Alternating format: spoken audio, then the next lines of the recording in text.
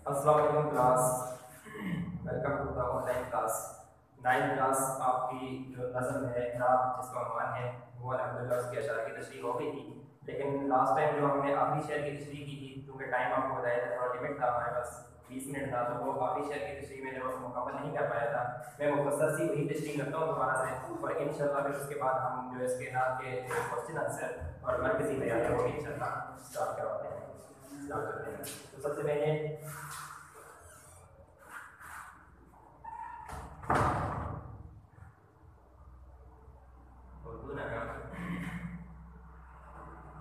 ना शेर नंबर 7 आखिरी शेर का जो बेटा वाला जो बेकार बोले, जो बेटा वाला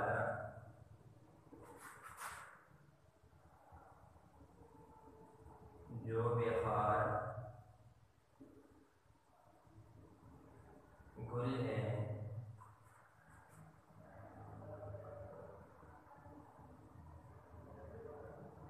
वो तू है, वो तू है,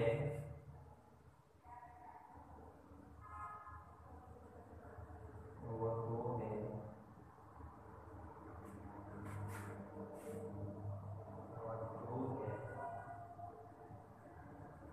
वो तू है। ना शेर नंबर 7 जिसमें शेर फरमा रही थी कि जो बेटा वाला जो बेकार गुल है वो तू है, वो तू है, वो तू है, वो तू है। तो स्टूडेंट सबसे पहले हम इसके पैटर्न के हवाले से इसको बोर्ड में आपके सामने लिख लेता हूँ। जब भी शेर आपने लिखने और उसकी तस्दीक करनी है तो सबसे पहले आपने हवाला शेर में क्या लिखना है? सबसे पहले नज़म का उन्वान। तो नज़म का उन्वान क्या है? ऊपर मैंने लिख लिया था नात। बेटा याद रखिएगा यहाँ पर नज़म का उन्वान लिखना है, नज़म का नाम नहीं लिखना। ये मैं बार बार बता रहा हूँ आपके साथ में। दूसरे नंबर पे हवाला शेर में हमने लिखने हैं शायर का नाम। तो नात के शायर का नाम है उन्होंने अकील बेनाई।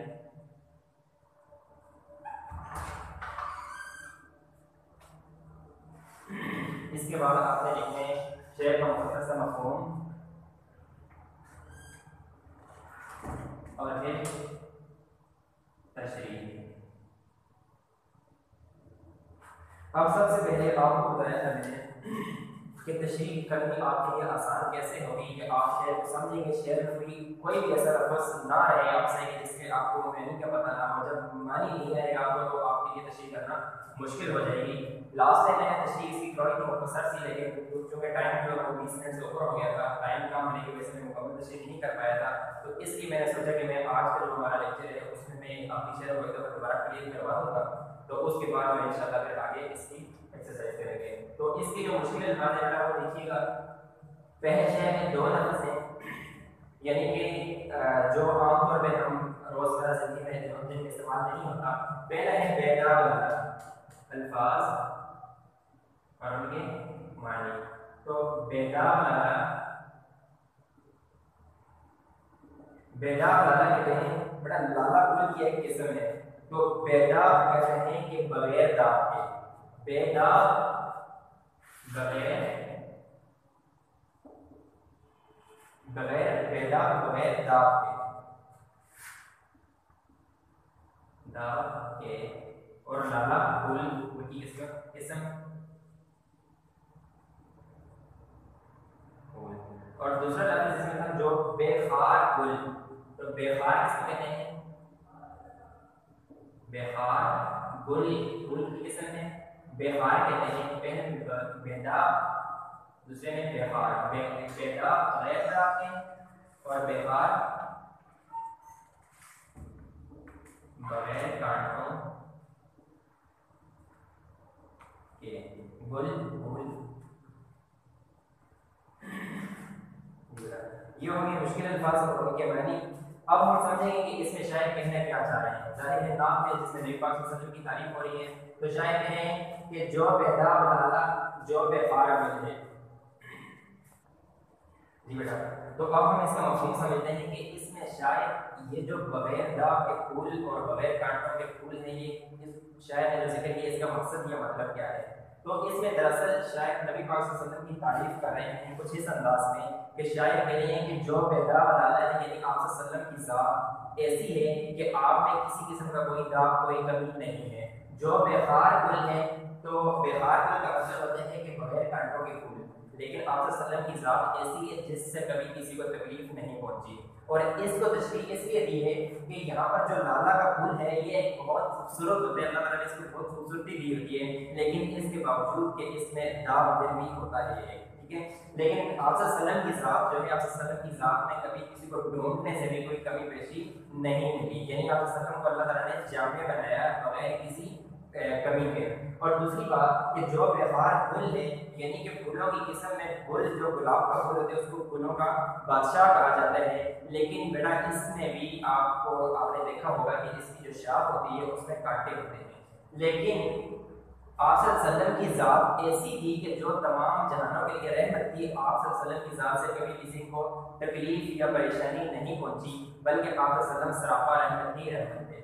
तो ये एक शायद का मकसद ये है कि आप सल्लल्लाहु अलैहि वसल्लम की ज़ात जो है वो ऐसी है कि जिसमें कोई किसी किस्म की कमी पेशी नहीं है, और ना आप सल्लल्लाहु अलैहि वसल्लम की ज़ात से कभी किसी को कोई तकलीफ या मुसीबत पहुंची है, बल्कि आप सल्लल्लाहु अलैहि वसल्लम की ज़ात से हमेशा सबको फ़ायदा ही पहुंचा। तो कह रहे हैं कि जो बेदा गुल है, लाला है, जो बेदा बेकार गुल है, वो तू है। आप सल्लल्लाहु अलैहि वसल्लम के बारे में कह रहे हैं यार ए अल्लाह के नबी, वो आप हैं, वो आप हैं, वो आप हैं, यानी कि उनको दोहरा रहे हैं, यानी कि इस बात का पक्का वो तयन करवा रहे हैं कि आप सल्लल्लाहु अलैहि वसल्लम की ज़ात ही ऐसी जामे है। तो बेटा ये हो गया मुख्तसर सी, इसकी दोबारा से मैंने तशरीह करवा दी है, क्योंकि पहले भी मैंने इसकी तशरीह करवाई थी, लेकिन उस टाइम टाइम कम था तो मुख्तसर की मैंने कहा कि कहीं ऐसा होना हो कि इसमें जो दो लफ्ज़ है थोड़े से मतलब हट के आ रहे हैं तो आपको समझने में मुश्किल हो, तो इसलिए मैंने अगेन इसकी थोड़ी सी तशरीह आपके सामने रख दी है। मुझे उम्मीद है आपको इसकी तशरीह समझ लग गई होगी। इसके बावजूद अगर आपको इसकी फिर भी तशरीह की समझ नहीं लगती तो आप कमेंट में पूछ लीजिएगा, इंशाल्लाह मैं इसकी दोबारा से आपको तशरीह कर दूँगा। वैसे मैंने इतने आसान अल्फाज में इसकी तशरीह करवाई है कि आपको मुझे उम्मीद है कि इसमें से कुछ मुश्किल अल्फाज या मुश्किल पेश नहीं आएगी।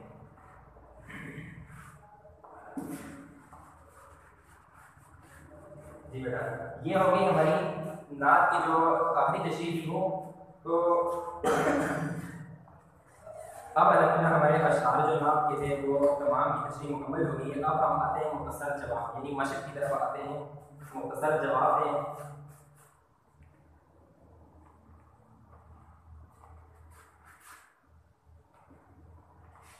जवाब है सवाल नंबर 1 है अलिफ सबा कहाँ से आती है। सबा कहाँ से आती है। सबा का आपको शायर की तशरीह में बता दिया था कि सबा कहते हैं सुबह की हवा, जो एक मुअत्तर हवा होती है, तरोताज़ा हवा होती है। तो उसके बारे में शायर ने शेर में कह दिया था कि सबा मदीने से आती है। तो सबा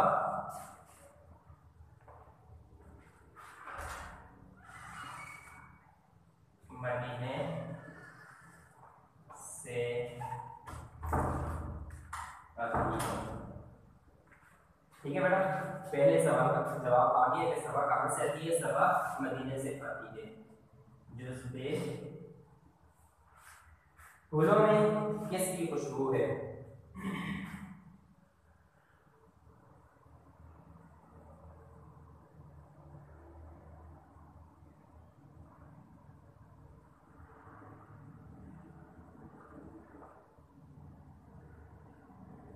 हमने ये सवाल ज़ाहिर नात है, तो नात के अकॉर्डिंग इसके जवाब हम देंगे। तो नात के पहले शेर में ही शायर ने कह दिया था कि फूलों में, जवाब इसका क्या है, बल्कि दूसरे शेर में शायर ने कहा था कि तुझ में मदीने के फूलों की बू है। पहले शेर के दूसरे हिस्से में कि फूलों में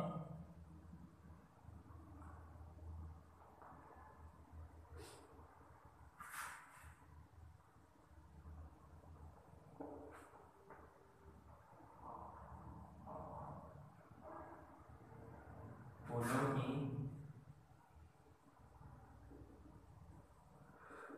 खुशबू है। सवाल नंबर 3 है, ये जुज़ जीम शायर के दिल में क्या हसरत और आरज़ू है।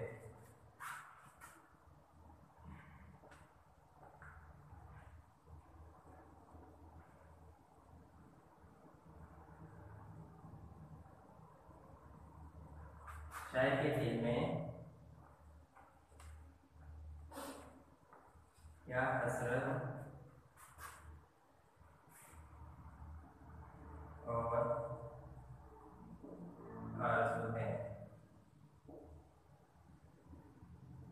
तो पीछे शेर में शायर ने कहा था कि जियो तेरे दर पे, जियो तेरे मरूं तेरे दर पे, यही मुझको हसरत, यही मेरी आरज़ू है। जो जीम का जवाब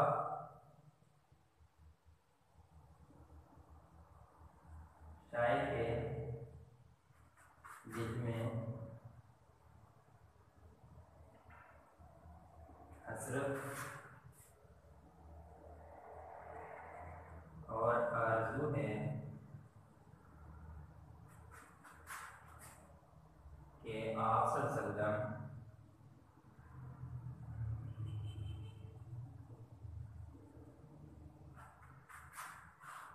के दर पर जीऊं और आप सल्लल्लाहु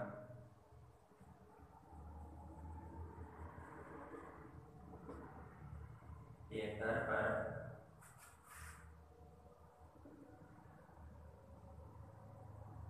मरूं।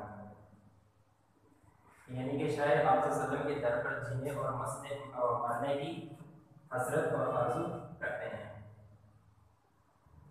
दाल है।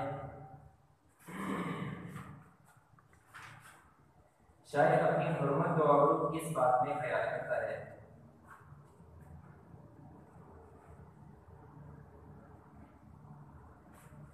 शायद अपनी हुर्मत और आबरू किस बात में ख्याल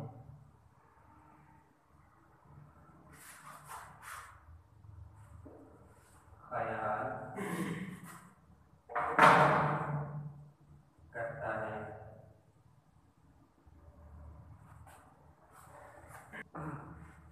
जी, तो शायद अपनी हुर्मत और आबरू किस बात में ख्याल करता है। जी,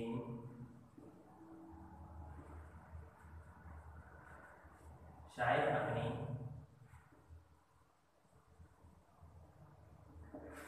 हुर्मत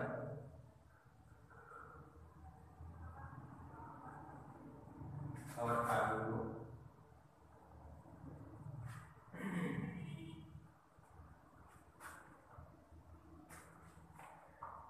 नबी अकरम सल्लल्लाहु अलैहि वसल्लम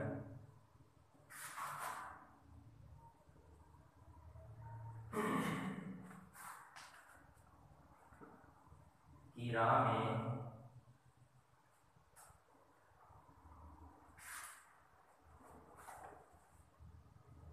पनाह होने में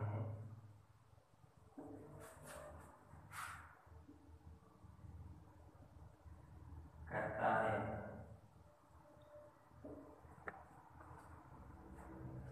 जो जिद थे तूती व बुलबुल किसका तज़किरा करते हैं। इसका जिक्र करते हैं।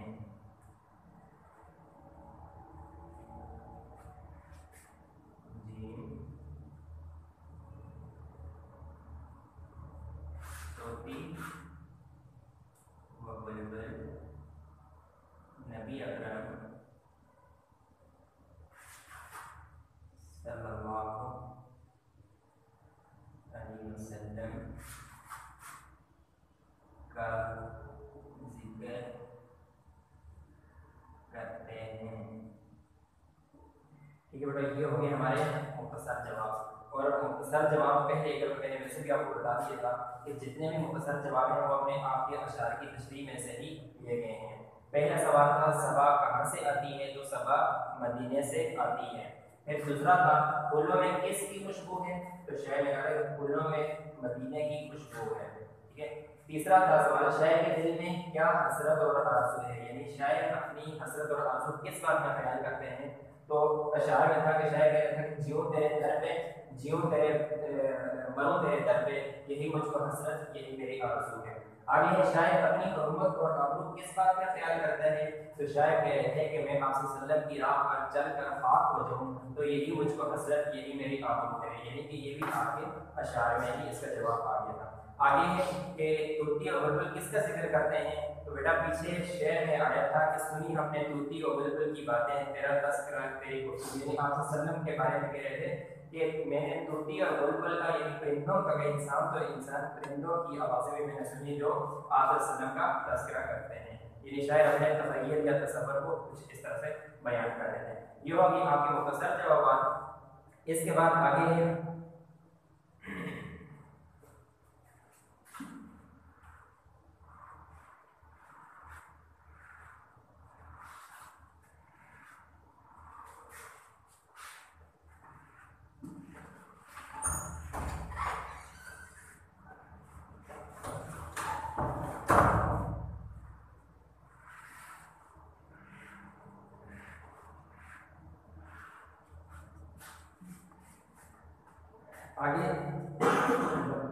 सवाल नंबर 2 आ रहा है कि इस नात में रदीफ क्या है।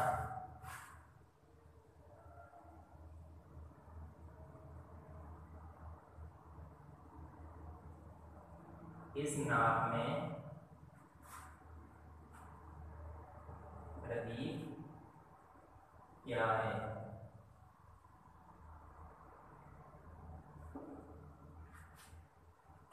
इस नात में रदीफ क्या है, बड़ा रदीफ आपको मैंने बताया था कि जो किसी भी कलाम में जो लफ्ज़ बार बार दोहराए जा रहे हों उनको रदीफ कहते हैं। यानी हर शेर के दोनों मिसरों में या कम से कम हर जो नज़्म हो या गज़ल हो उसके पहले शेर के दोनों मिसरों में और उसके बाद हर शेर के कम से कम दूसरे मिसरे में जो लफ्ज़ बार बार रिपीट हो रहे होते हैं उनको रदीफ कहते हैं।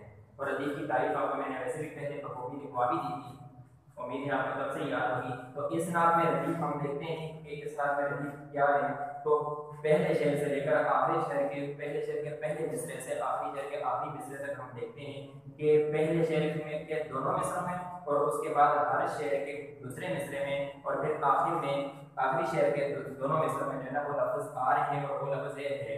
तो इससे हमें पता चला कि इस नात में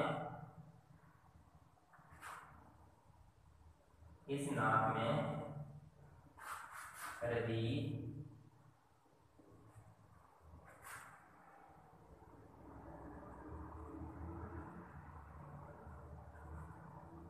है का लफ्ज़ है,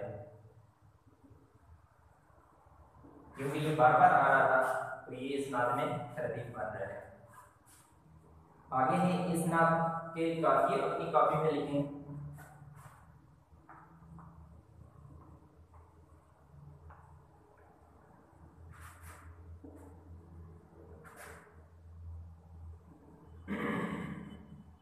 इस नात के काफिये अपनी कॉपी में लिखें।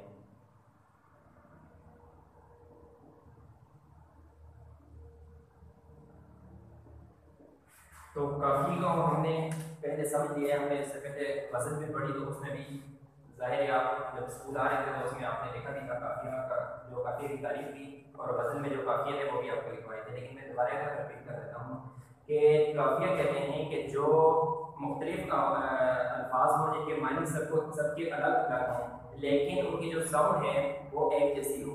जैसे कि इस नाम में बहुत से लफ्ज़ ऐसे आ रहे हैं जिनमें है पहले उसमें है तू, मदीने से आती तू है, दूसरे हिस्से में है वो, और इसी तरह गुफ्तगू, आरज़ू। तो ये सारे जो एक जैसे अल्फाज सबके मानी अलग अलग हैं लेकिन अल्फाज एक जैसे हैं, तो क्या है इस नात में काफ़ी हैं। तो इस नात में काफिए टू गो गुफ्तगू